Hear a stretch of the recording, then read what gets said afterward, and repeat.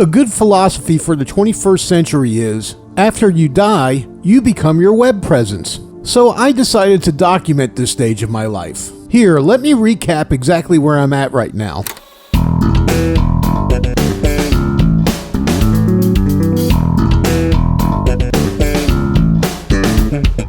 My name is Tony. I'm a bass player, and let's just say I'm not new at it. In my career, I've played in variety bands, top 40 bands, one-hair band, jazz bands, funk bands, country bands, you name it, I've probably done it at least once. I even played in a techno-industrial group. Now, the one type of music I've never played is metal, and the prospect of doing so, even at this stage of my life, is very exciting. I don't think it's ever too late in any person's life to reinvent themselves. Part of what makes life enjoyable and full for me is the variety of the experiences that I have. For example, I became a registered nurse later on in my life. So as I slowly move toward the end of my music career, the prospect and challenge of playing a style of music I've never really done before, I find to be very exciting. The other day I was on social media and I saw an ad by a drummer friend of mine named Eddie looking for a heavy metal bassist. So I inquired about it. I was sent some of the tracks to learn and I liked what I heard. Now, just like anything else, I have to make sure I have the right tools to do the job. Unlike the styles of music that I'm used to playing, this band utilizes a low tuning. Most of the songs are in what's called drop A sharp. So my first thought is I would probably be using one of my 5-string basses. And while I'm trying to select which one would be most suited for this band, a thought suddenly occurred to me. Chances are I'm not going to be using this string all that much. So why don't I just downtune one of my 4-string basses?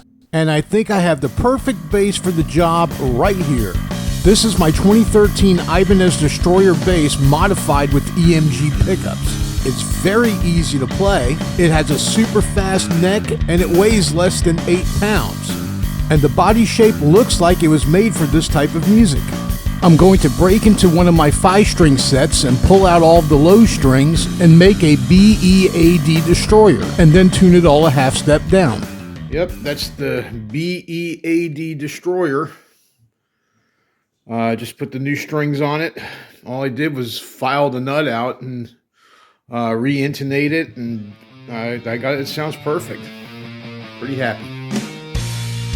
For my bass rig, I'm going to use my Peavey Mini Mega 1000 into one of my SWR cabinets. I'm still a huge fan of SWR cabinets. I have 2 of them and I don't plan on selling either one anytime soon.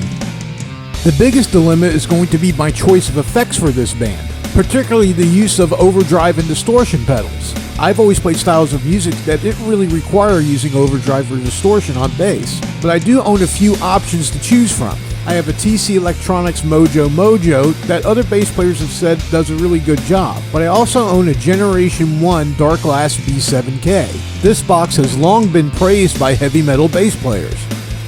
But before I try the individual pedals, I think I'm going to try using my Zoom B6 bass multi-effects processor. The B6 will have more options for me to fine-tune and shape what I'm really looking for. Now that I have a general idea of what equipment I'm going to use, it's time to tackle the bass lines themselves, and I'll talk more about that on the next video.